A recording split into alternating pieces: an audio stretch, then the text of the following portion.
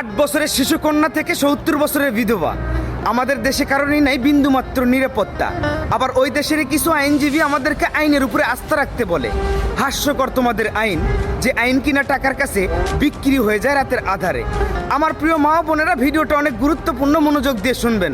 পারলে ভিডিওটা শেয়ার করে দেবেন, পুরো দেশের মানুষকে শোনার সুযোগ করে দেবেন।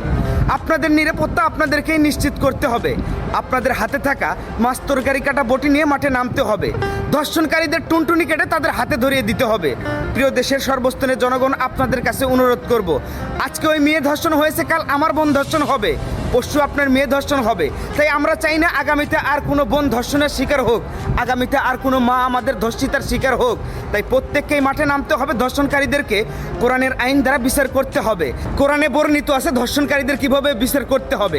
তাদেরকে মাঠে ফেলো, পাথরে নিক্ষেপ করে মেরে ফেলো। মনে রাখবেন, যদি এই বিচার নিশ্চিত না করেন, তাহলে রোজ হাসরের ময়দানে আপনাকে আমাকে উভয়কেই আসামির কাঠগড়ায় দাঁড় হতে হবে।